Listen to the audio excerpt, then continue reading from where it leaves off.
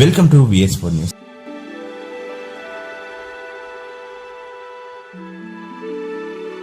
అయోధ్య రామ మందిరంలో ప్రతిష్ఠించే విగ్రహాన్ని రామ్లల్లా అని పిలుస్తున్నారు. అయితే రామ్లల్లా అని పిలవడానికి కొన్ని కారణాలే ఉన్నాయి. మన దగ్గర చిన్న పిల్లల్ని ముద్దుగా అనేక పేర్లతో పిలుస్తుంటాం. అలాగే అప్పుడు అయోధ్యలో చిన్న పిల్లలను లల్లా అని పిలిచేవారు.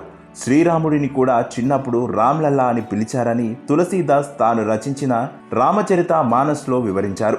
మరి ఇప్పుడు ప్రతిష్ఠించే విగ్రహం కూడా బాలరాముడిదే కాబట్టి రామ్లల్లా అని పిలుస్తున్నారు.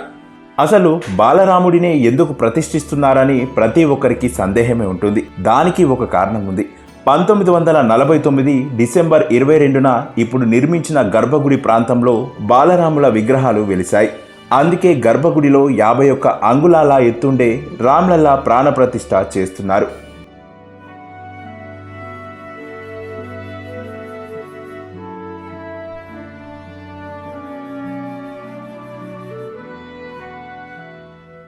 ఇలాంటి మరెన్నో ఇంట్రెస్టింగ్ న్యూస్ కోసం VS4 న్యూస్ ఛానల్ని సబ్స్క్రైబ్ చేసి పక్కనే ఉన్నటువంటి గంట సింబల్ని నొక్కండి. ఇలా గంట సింబల్ నొక్కడం ద్వారా మేము చేసేటువంటి ఇలాంటి లేటెస్ట్ అప్డేట్స్ అన్ని మీకు ఎప్పటికప్పుడు నోటిఫికేషన్ ద్వారా అందుతాయి. మరొక ఇంట్రెస్టింగ్ టాపిక్తో మరొక వీడియో ద్వారా మళ్ళీ మీ ముందుకు వస్తాం. అంతవరకు సెలవు.